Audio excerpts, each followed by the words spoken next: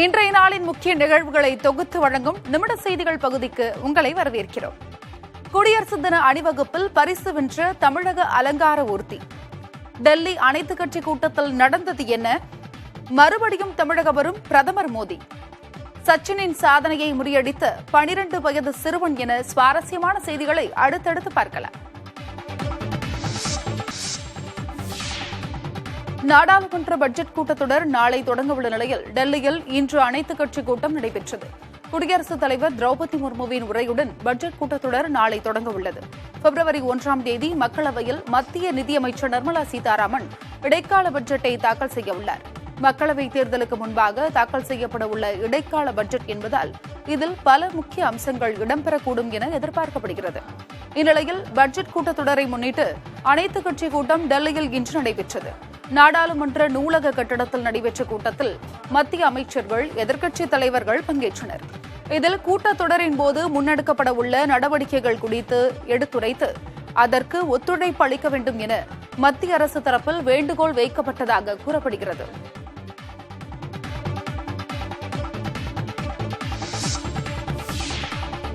ஒரே நாடு ஒரே தேர்தல் ஜனநாயகத்திற்கு விரோதமானது என்றும் அது குறித்து நாடாளுமன்றத்தில் விவாதிக்க வலியுறுத்தியுள்ளதாகவும் திமுக நாடாளுமன்ற உறுப்பினர் TR பாலு தெரிவித்துள்ளார். டெல்லியில் நடைபெற்ற அனைத்துக் கட்சி கூட்டத்திற்கு பின் செய்தியாளர்களை சந்தித்த அவர் திமுக சார்பாக எடுத்துரைக்கப்பட்ட விஷயங்கள் குறித்து விளக்கம் அளித்தார். இந்திய குடியுரிமை சட்டம், இந்த இந்திய குடியுரிமை சட்டம் நம்முடைய இஸ்லாமிய சமுதாயத்திற்கு மிக மிகவும் ஊறுவிளிக்கின்ற ஒரு சட்டம். இதில் இருக்கின்ற மிக முக்கியமான கருத்துக்கள், ஷரத்துக்கள் குறித்து அதெல்லாம் நீக்கப்பட வேண்டும் என்பதற்காக இந்த அவையிலே பேசி முடிவெடுக்க வேண்டும் என்பதற்காக அதற்காக நாங்கள் நோட்டீஸ் கொடுக்க இருக்கிறோம். அதுக்கு நீங்கள் பதில் சொல்ல வேண்டும். அந்த டிஸ்கஷன் இருக்க வேண்டும். ஒரே தேசம் ஒரே தேர்தல் என்ற நிலை குறித்து அடிக்கடி பேசப்படுகிறது. இது ஜனநாயகத்துக்கு புறம்பாக பேசப்படுகின்ற ஒரு கருத்தாக இருக்கிறது. ஆகவே இதை புறந்தள்ளிவிட்டு அதை அமைச்சர்களே பேசிக் கொண்டிருக்கிறார்கள். இந்த அமைச்சர்கள் பேசுவதை தடுக்க வேண்டும். இது குறித்து விரிவாக பேச வேண்டும். பாராளுமன்றத்திலே சொல்லியிருக்கிறோம். பிரதமர் நரேந்திர மோடி பிப்ரவரி மாதம் 18ஆம் தேதி தமிழகம் வருகிறார்.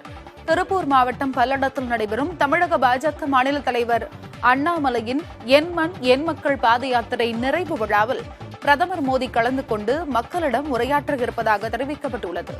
பிரதமர் வருகையை ஒட்டி தமிழக பாஜக சார்பில் தேவையான ஏற்பாடுகள் செய்யப்பட்டு வருகிறது. பிரதமர் வருகைக்கு முன்னதாக கூட்டணி பேச்சுவார்த்தை உள்ளிட்டவைகளையும் விரைந்து முடிப்பதற்கு பாஜக திட்டமிட்டுள்ளதாக தகவல்கள் தெரிவிக்கின்றன. அயோத்தி ராமர் கோயில் திறப்பு விழாவில் கலந்து கொள்ளும் முன்னர் கடந்த 19ஆம் தேதி முதல் 21ஆம் தேதி வரை தமிழகத்தில் சுற்றுப்பயணம் மேற்கொண்ட பிரதமர் மோடி திருச்சி, ஸ்ரீரங்கம், ராமேஸ்வரம் கோயில்களில் சாமி தரிசனம் செய்தார். அந்த ஆண்டின் தொடக்கத்தில் 2 முறை தமிழகம் வந்த பிரதமர் நரேந்திர மோடி 3வது முறையாக தமிழகம் வரவுள்ளது பாஜக தொண்டர்களிடையே உற்சாகத்தை ஏற்படுத்தியுள்ளது. பீகார் மாநிலத்தில் 2வது நாளாக பாத யாத்திரை மேற்கொண்டு வரும் காங்கிரஸ் MP ராகுல் காந்தி விவசாயிகளை சந்தித்து உரையாடினார். பூர்ணியா நகரில் நடைபயணம் மேற்கொண்ட போது அங்கிருந்த விளைநிலத்தில் பணியாற்றிக் கொண்டிருந்த விவசாயிகளை ராகுல் காந்தி சந்தித்தார். அப்போது அவர்களுடன் உரையாடிய அவர் ராஜஸ்தான் மற்றும் சத்தீஸ்கர் மாநிலங்களில் காங்கிரஸ் ஆட்சியின் போது விவசாயிகளின் வாழ்வாதாரத்தை முன்னேற்றியதாக கூறினார். காங்கிரஸ் ஆட்சியின் போது 72,000 கோடி ரூபாய் விவசாய கடன் தள்ளுபடி செய்யப்பட்டதாக குறிப்பிட்ட ராகுல் காந்தி விளை பொருட்களுக்கு உரிய விலை காங்கிரஸ் ஆட்சியில் வழங்கப்பட்டதாக தெரிவித்தார். தற்போது மத்தியில் இருக்கும் பாஜக அரசு மீது மக்கள் நம்பிக்கை இழந்துவிட்டதாக விமர்சித்த ராகுல் காந்தி விவசாயிகளிடமிருந்து நிலத்தை பறித்து அதானி, அம்பானி போன்ற தொழிலதிபர்களுக்கு பிரதமர் மோடி கொடுப்பதாக குற்றம் சாட்டினார்.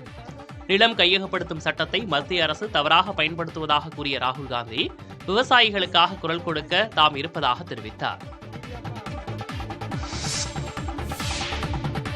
மகாத்மா காந்தியின் நினைவு தினத்தையொட்டி திமுகவினர் மத நல்லிணக்க உறுதிமொழி ஏற்றுக்கொண்டனர்.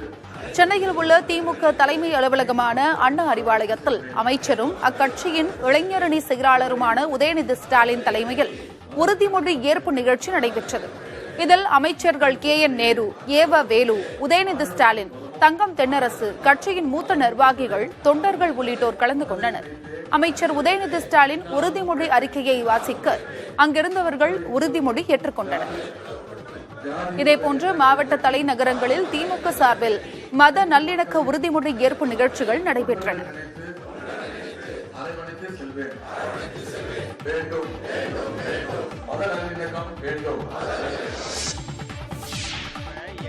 காங்கிரஸ் கட்சியை விமர்சனம் செய்து பேசிய அமைச்சர் ராஜகண்ணப்பனை கட்சி விதிமுறைகளை மீறி பேசக்கூடாது என திமுக தலைமைதான் அறிவுறுத்த வேண்டும் என தமிழ்நாடு காங்கிரஸ் கமிட்டி தலைவர் KS அழகிரி தெரிவித்துள்ளார். சார், அவர் இப்ப எங்க கட்சியில ஒருத்தவங்க சொன்னா நான் பதில் சொல்லுவேன். அதை அவங்க கட்சியில ஒருத்தவங்க சொன்னா இது கட்சி விதிகளுக்கு முரண்பானது, நீ பேசியிருக்க கூடாதுன்னு அவங்க கட்சி தான் சொல்லும். சென்னை என்ன திமுகவுக்கு ஏதாவது கொடுத்துடணுமான்னு என்கிட்டயே பல பேர் வந்து கேட்டாங்க. நான் சொன்னேன், எப்பா கேட்கறேன், உனக்காக நான் கேட்கறேன், கவலைப்படாத. அதனால இது இயல்பு, இதெல்லாம் ஒரு பெரிய பிரச்சனை இல்லை. ஒவ்வொரு தொண்டனும், ஒவ்வொரு கட்சியில் இருக்கிற தொண்டனும் ஒரு MLA-வா ஆகணும், ஒரு MP ஆகணும்னு ஆசைப்படுறதுல என்ன தப்பு இருக்கு? நாடாளுமன்ற தேர்தலையொட்டி மக்கள் நீதி மய்யம் கட்சி சார்பில் தேர்தல் பரி ஒருங்கிணைப்பு குழு அறிவிக்கப்பட்டுள்ளது. மக்கள் நீதி மய்யத்தின் துணைத் தலைவர்கள் மௌரியா, தங்கவேலு மற்றும் பொதுச் செயலாளர் அருணாச்சலம் ஆகியோரை கொண்ட தேர்தல் பணி ஒருங்கிணைப்பு குழுவை அந்த கட்சியின் தலைவர் கமல்ஹாசன் அறிவித்துள்ளார். தனது நேரடி மேற்பார்வையில் செயல்படும் இந்த குழுவுக்கு தேர்தல் தொடர்பான செயல் திட்டங்களை உருவாக்குவதற்கும் அவற்றை செயல்படுத்துவதற்கும் பிற குழுக்களை அமைப்பதற்கும் வழிகாட்டுதல்கள் அளிக்கப்பட்டுள்ளதாக கமல்ஹாசன் வெளியிட்டுள்ள அறிக்கையில் தெரிவிக்கப்பட்டுள்ளது.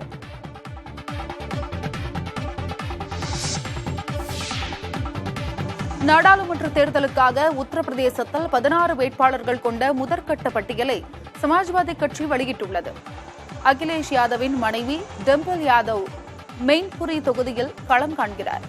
உத்தரப்பிரதேச மாநிலத்தில் 80 மக்களவை தொகுதிகள் உள்ளன. மக்களவை தேர்தல் விரைவில் அறிவிக்கப்பட உள்ள நிலையில் உத்தரப்பிரதேச மாநிலத்தில் காங்கிரஸ் சமாஜ்வாதி கூட்டணி இறுதி செய்யப்பட்டது. இந்நிலையில் சமாஜ்வாதி கட்சி முதற்கட்ட வேட்பாளர் பட்டியலை வெளியிட்டுள்ளது. 16 மக்களவை தொகுதிகளுக்கான வேட்பாளர்கள் அறிவிக்கப்பட்டுள்ள நிலையில் சமாஜ்வாதி கட்சியின் தலைவர் அகிலேஷ் யாதவின் மனைவி டிம்பிள் யாதவ் மெயின்புரி தொகுதியில் வேட்பாளர்கள் களம் இறக்கப்பட்டுள்ளனர். ரஃபீரோசாபாத் தொகுதியில் அஜய் யாதவ், லக்னோ தொகுதியில் ரவிதாஸ், கோரக்பூர் தொகுதியில் காஜல் நிஷாத் உள்ளிட்டோர் களமிறக்கப்பட்டுள்ளனர். கிரிக்கெட் போட்டியில் மிக குறைந்த வயதில் களமிறங்கிய வீரர் என்ற பெருமையை பீகாரைச் சேர்ந்த 12 வயது சிறுவன் பெற்றுள்ளார்.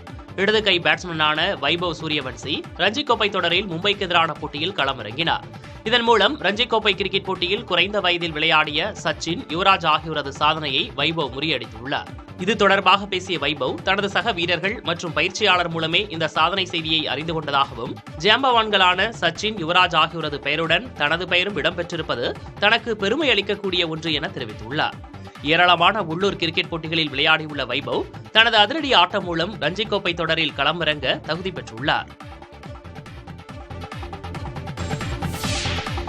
தமிழ்நாட்டில் முதலீடுகளை மேற்கொள்ள வேண்டும் என ஸ்பெயின் நாட்டு முதலீட்டாளர்களுக்கு முதலமைச்சர் MK ஸ்டாலின் அழைப்பு விடுத்துள்ளார். ஸ்பெயின் நாட்டிற்கு சுற்றுப்பயணம் மேற்கொண்டுள்ள முதலமைச்சர் MK ஸ்டாலின் அந்நாட்டின் தலைநகர் மேட்ரிட்டில் நடைபெற்ற முதலீட்டாளர்கள் மாநாட்டில் கலந்து கொண்டார்.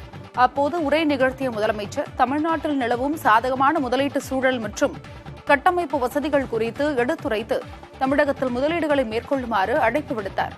தமிழ்நாட்டில் இயங்கும் ஸ்பானிஷ் நிறுவனங்களின் பெயர்களை பட்டியலிட்ட முதலமைச்சர் பொருளாதார உறவுகளை மேலும் வலுப்படுத்தும் விதமாக தமிழ்நாட்டில் முதலீடுகளை மேற்கொள்ள வேண்டுகோள் விடுத்தார்.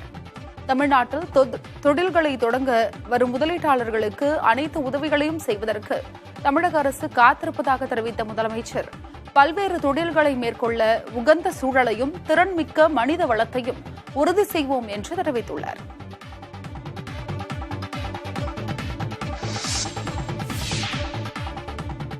சட்டவிரோத பண பரிமாற்ற தடை சட்ட வழக்கில் அமலாக்கத்துறையால் கைது செய்யப்பட்ட அமைச்சர் செந்தில் பாலாஜி பிணை கோரி சென்னை உயர்நீதிமன்றத்தில் 2வது முறையாக மனு தாக்கல் செய்தார். இந்த மனு நீதிபதி N. ஆனந்த் வெங்கடேஷ் முன்பு இன்று விசாரணைக்கு வந்தது. அப்போது செந்தில் பாலாஜி தரப்பில் ஆஜரான மூத்த வழக்கறிஞர் ஆரியமா சுந்தரம் வழக்கில் குற்றம் சாட்டப்பட்டவர் தலைமறைவாக இருக்கிறார் என கூறி பிணையை மறுக்க முடியாது என உச்சநீதிமன்றம் தெரிவித்துள்ளதாக குறிப்பிட்டார். இதனை அடுத்து கடைநிலை ஊழியர் ஒருவர் 48 மணி நேரம் சிறையில் இருந்தால் உடனடியாக சஸ்பெண்ட் செய்யப்படும் நிலையில் செந்தில் பாலாஜி இன்னும் அமைச்சராக நீடிக்க அனுமதிப்பதன் மூலம் மக்களுக்கு என்ன செய்தி சொல்ல விரும்புகிறீர்கள் என நீதிபதி கேள்வி எழுப்பினார். இதையடுத்து செந்தில் பாலாஜியின் பிணை மனுவுக்கு பதில் அளிக்கும்படி அமலாக்கத்துறைக்கு உத்தரவிட்ட நீதிபதி மனு மீதான விசாரணையை பிப்ரவரி 14ஆம் தேதிக்கு தள்ளி வைத்தார். கிளாம்பாக்கம் பேருந்து நிலையத்தில் போக்குவரத்து துறை அமைச்சர் சிவசங்கர் ஆய்வு செய்தபோது சில பெண்கள் அமைச்சரின் காலில் விழுந்து அழுதனர். கிளாம்பாக்கம் கலைஞர் நூற்றாண்டு பேருந்து நிலையத்தில் அமைச்சர் ஆய்வு செய்தபோது அங்கு வந்த பெண்கள் அவரிடம் கோரிக்கைகளை முன்வைத்தனர். பெருங்களத்தூர் பேருந்து நிலையத்தில் சிறு சிறு வியாபாரம் செய்து வரும் இவர்கள் கிளாம்பாக்கம் வரையே பேருந்துகள் இயக்கப்படுவதால் தங்களுக்கு பெருங்களத்தூரில் வியாபாரம் பாதிக்கப்பட்டுள்ளதாக அமைச்சரிடம் முறையிட்டனர். அப்போது திடீரென சிலர் அமைச்சரின் காலில் விழுந்து அழுதனர். கோரிக்கைகள் பரிசீலனை செய்யப்பட்டு நிறைவேற்றப்படும் என அந்த பெண்களிடம் அமைச்சர் உறுதியளித்தார்.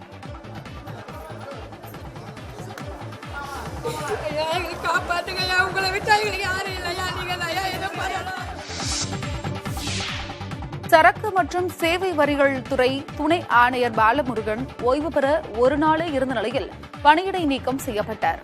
சேலம் ஆத்தூரை சேர்ந்த பட்டியலின விவசாயிகள் கண்ணையன் மற்றும் கிருஷ்ணன் ஆகியோருக்கு அமலாக்கத்துறை சம்மன் அனுப்பியதற்கு எதிர்ப்பு தெரிவித்தவர் ஜிஎஸ்டி துறையில் துணை ஆணையராக பணியாற்றி வரும் பாலமுருகன். அமலாக்கத்துறை விவசாயிகளின் சாதி பெயரை குறிப்பிட்டு சம்மன் அனுப்பியதாகவும் அவர் குற்றம் சாட்டியிருந்தார். மேலும் அமலாக்கத்துறை மீது நிதியமைச்சர் நிர்மலா சீதாராமன் நடவடிக்கை எடுப்பதில்லை என்று புகார் கூறினார். இது தொடர்பாக குடியரசுத் தலைவருக்கு கடிதம் அனுப்பிய பாலமுருகன் நிர்மலா சீதாராமனை பதவி நீக்கம் செய்ய வேண்டும் என்று கோரியிருந்தார். விரைவில் ஓய்வு பெறவிருந்த நிலையில் பாலமுருகன் தற்பொழுது பணியிடை நீக்கம் செய்யப்பட்டுள்ளார். இவர் கடந்த சில மாதங்களுக்கு முன்னர் விருப்ப ஓய்வு கோரி கடிதம் எழுதி அது நிராகரிக்கப்பட்டது. இதுல என்ன ரீசனுக்காக என்ன சஸ்பெண்ட் பண்றாங்கன்னு சொல்லல. பட் அதான் அவங்க இதை அவங்களால ஏத்துக்க முடியல. நாங்க யாருக்கு ஈடுக்கு அதிகாரம் இது, நாங்க யாருக்கு வேணாலும் சம்மன் அனுப்போம். விவசாயி சம்மன் அனுப்பிச்சா விவசாயி சொல்லிட்டு போட்டோம், எங்களுக்கு அதுக்கு சம்மந்தம் இல்லைன்ற அப்படி ஒரு போக்கில் போயிட்டு இருக்கு. இதை நம்ம ஒரு அந்த தமிழர்களுடைய நலன், அவங்களுடைய உரிமைக்காக நான் அது குரல் கொடுக்கும்போது அது முதல் எதிரியா என்ன பாக்குறாங்க. பழிவாங்கிறது தான். இந்த மாதிரி யாருமே பேசக்கூடாது. யாரும் தமிழர்களை நாங்க நசுக்குவோம், அடக்குவோம், ஒடுக்குவோம், எது வேணாலும் செய்வோம். எங்க விருப்பத்துக்கு ஏற்ற மாதிரி நாங்க பண்ணுவோம். இதை யாராவது குரல் எழுப்பினாக்கா எந்த விதத்திலாம் பழி வாங்குவோமோ அந்த விதத்திலாம் பழி வாங்குவோம். என் உயிருக்கு மட்டும் இல்லை, குடும்பத்துக்கு எல்லாருக்குமே அச்சுறுத்தல் இருக்கு. இது ஒரு பெரிய ஒரு திட்டம் இருக்கு. ஏன்னா நம்ம என்னை சஸ்பெண்ட் பண்ணி வெளியே அனுப்புறாங்க. நான் என்னுடைய தமிழ் இனத்தினுடைய உரிமைக்கே நான் பாடுபடுவேன். அதை என்னை முடக்கணும். என்னை ஏதாவது ஒரு எஃப்ஐஆர் போட்டு ஏதோ போட்டு எட்டு போய் ஜெயிலில் வச்சுட்டாங்கன்னா ஜெயிலில் வச்சு என்ன பண்ணணுமோ பண்ணிடுவாங்க. சின்னத்திரை நடிகையாக வலம் வந்து புகழ்பெற்ற ரக்ஷிதா தற்போது வெள்ளித்திரை நாயகியாக உருவெடுத்துள்ளார்.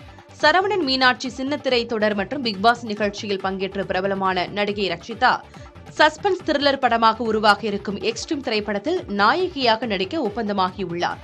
மேலும் அயலி புகழ் அபிநக்ஷத்ரா, ஆனந்த் நாக், அமிர்தா ஷெல்டர் உள்பட பலரும் இந்த படத்தில் நடிக்கின்றனர்.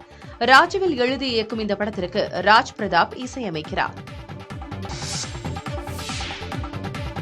தனுஷ் நடிக்கும் திரைப்படத்தின் படப்பிடிப்பிற்காக திருப்பதி மலையடிவாரத்திற்கு வரும் பக்தர்களின் வாகனங்கள் வேறு பாதையில் திருப்பி அனுப்பப்பட்ட நிலையில் காவல் நிலையத்தில் அளிக்கப்பட்ட புகாரை தொடர்ந்து படப்பிடிப்பு ரத்து செய்யப்பட்டுள்ளது. தனுஷ் நடிக்கும் திரைப்படத்தின் படப்பிடிப்பு திருப்பதி மலையடிவாரத்தில் உள்ள அலிப்பெரி பகுதியில் தொடங்கி நடைபெற்றது. இதனால் திருப்பதி மலை நோக்கி சென்று கொண்டிருந்த பேருந்துகள் மற்றும் பக்தர்களின் வாகனங்கள் ஆகியவை மிகவும் குறுகலான ஹரே ராமா ஹரே கிருஷ்ணா சாலை வழியாக திருப்பிவிடப்பட்டுள்ளன. இதனால் கடும் போக்குவரத்து நெரிசல் ஏற்பட்ட நிலையில் பக்தர்கள் பலரும் கண்டனம் தெரிவித்தனர். இதையடுத்து மீண்டும் மலையடிவாரம் வழியாக வாகன போக்குவரத்து அனுமதிக்கப்பட்டது. இதையடுத்து பக்தர்களுக்கு இடையூறு ஏற்படுத்தும் விதமாக இருப்பதால் அந்த படப்பிடிப்பிற்கு தடை விதிக்க வேண்டும் என வலியுறுத்தி பாஜகவினர் மற்றும் பத்திரிகையாளர்கள் சங்கத்தினர் காவல் நிலையத்தில் புகார் மனு அளித்தனர். புகார் எழுந்ததை தொடர்ந்து தனுஷின் படப்பிடிப்பு ரத்து செய்யப்பட்டது.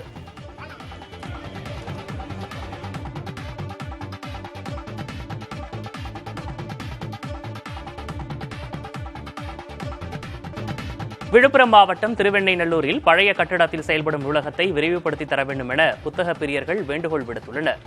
திருவெண்ணைநல்லூரில் பல ஆண்டுகளாக செயல்பட்டு வரும் நூலக கட்டிடம் பெயர்ந்து விழும் நிலையில் காணப்படுவதுடன் அறிவு சார்ந்த புத்தகங்கள் அதிக அளவில் இல்லை எனவும் அடிப்படை தேவையான கழிவறை வசதி கூட இல்லை எனவும் புகார் எழுந்துள்ளது.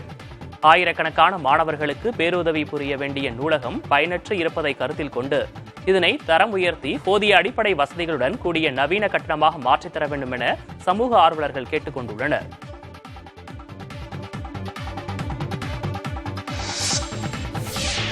மகாத்மா காந்தி நினைவு நாளை ஒட்டி புதுச்சேரி அரசு சார்பில் காந்திக்கு மரியாதை செலுத்தப்பட்டது. கடற்கரை சாலையில் உள்ள மகாத்மா காந்தியின் சிலைக்கு துணைநிலை ஆளுநர் தமிழிசை சவுந்தரராஜன், முதலமைச்சர் ரங்கசாமி, சபாநாயகர் செல்வம், அமைச்சர்கள் நமச்சிவாயம், லட்சுமி நாராயணன் உள்ளிட்டோர் மலர் தூவி மரியாதை செலுத்தினர்.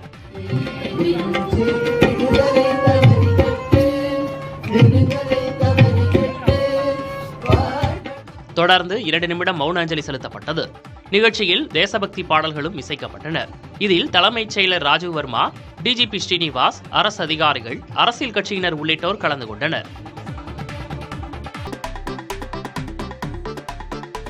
திருச்சியில் நடைபெற்ற கேலோ இந்தியா களரி போட்டியில் கேரள அணி ஒட்டுமொத்த சாம்பியன் பட்டத்தை வென்றது. சென்னை, திருச்சி, மதுரை, கோவை ஆகிய மாவட்டங்களில் கேலோ இந்தியா போட்டிகள் நடைபெற்று வருகின்றன. திருச்சியில் நடைபெற்ற களரி போட்டியில் ஆடவர் பிரிவில் கேரள அணி முதலிடத்தை பிடித்தது. ஹரியானா 2வது இடமும் டெல்லி 3வது இடமும் பிடித்தது.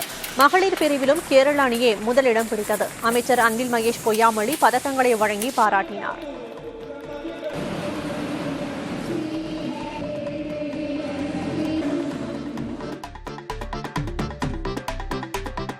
திண்டுக்கல் மாவட்டம் கொடைக்கானலில் உள்ள மேல்மலை பகுதியில் காட்டுப்பன்றிகள் பயிர்களை சேதப்படுத்துவதாக விவசாயிகள் வேதனை தெரிவித்துள்ளனர்.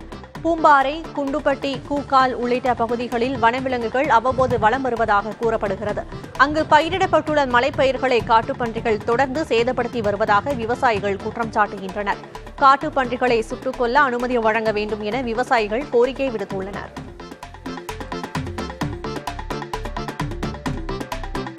நீலகிரி மாவட்டத்தில் கடும் பனிப்பொழிவால் மேரக்காய், தேயிலை சாகுபடி வெகுவாக குறைந்துள்ளது. கடந்த 1 மாதமாக இரவு நேரங்களில் பனியின் தாக்கம் அதிகம் காணப்படுவதால் மேரக்காய் பந்தல்கள், தேயிலை செடிகள் கருக தொடங்கியுள்ளன. இதனால் விளைந்துள்ள மேரக்காய்களும் தரம் குறைவாக உள்ளதால் அதன் விலையும் வெகுவாக சரிந்துள்ளது. இதேபோல் தேயிலையின் மகசூலும் பாதித்துள்ளது.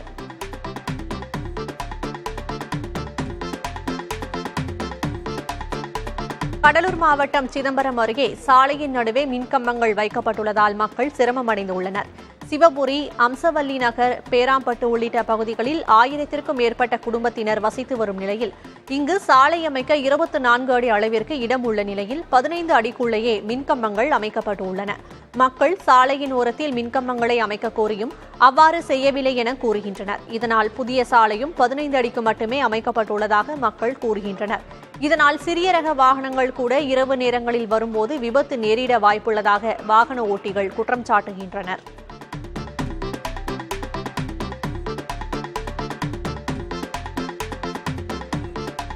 மதுரை மாவட்டம் மேலூர் அருகே 4 வழிச்சாலையோரம் உள்ள வாகன நிறுத்துமிடம் நெல்மணிகளை உலர வைக்கும் இடமாக மாறியது.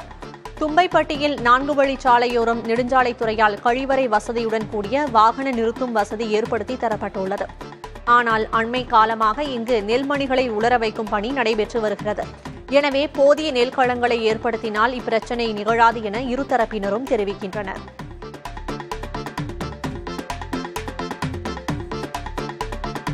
ராமநாதபுரம் மாவட்டம் பாம்பன் குந்துக்கால் கடற்கரையில் இருந்து இலங்கைக்கு நாட்டுப்படகில் கடத்த முயன்ற ஏலைக்காயை மண்டபம் மரைன் காவலர்கள் பறிமுதல் செய்தனர். மேலும் தப்பி ஓடிய மூவரை தீவிரமாக தேடி வருகின்றனர். கைப்பற்றப்பட்ட ஏலக்காய் மூட்டையை ராமேஸ்வரம் சுங்கத்துறை அலுவலகத்தில் காவலர்கள் ஒப்படைத்த நிலையில் இதன் மதிப்பு 1,45,000 ரூபாய் இருக்கும் என மரைன் காவலர்கள் தெரிவித்துள்ளனர்.